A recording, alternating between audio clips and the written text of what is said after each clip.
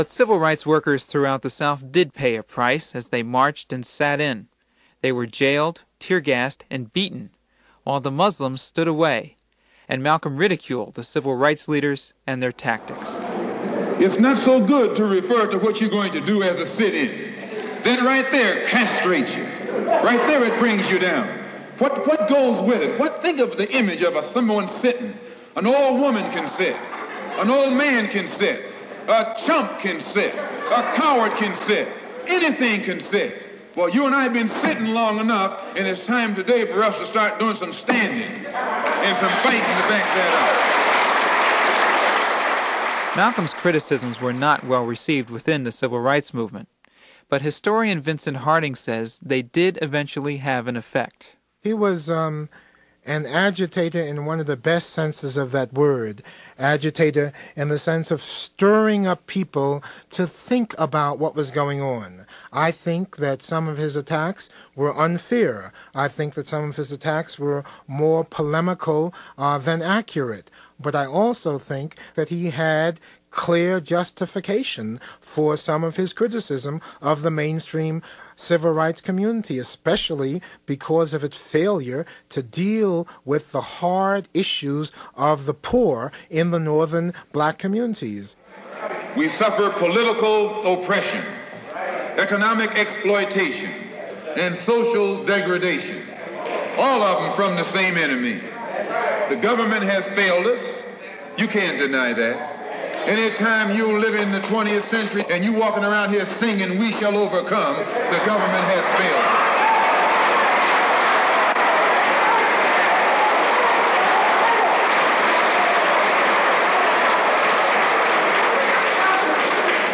This is part of what's wrong with you. You do too much singing.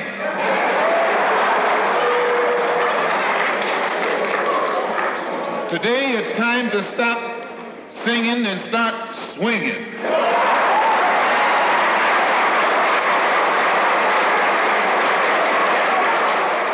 The news media quickly discovered Malcolm and largely portrayed him as an apostle of violence, a picture Vincent Harding says was much too simplistic.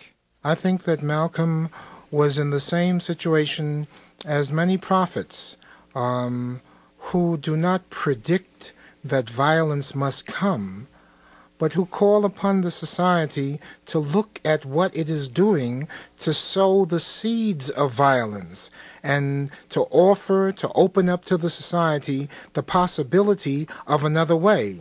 There'll be a hot time in the old town.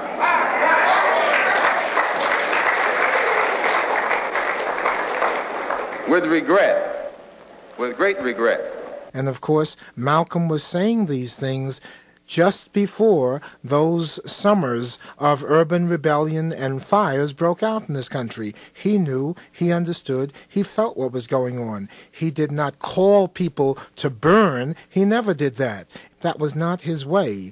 He was, at heart, a tremendously gentle and compassionate man. But what he was saying was, what you sow, you have to reap, whether as an individual or as a society. And he knew, as Martin King knew, that this is one of the most violent societies in the world. Looks like it might be the year of the ballot or the bullet.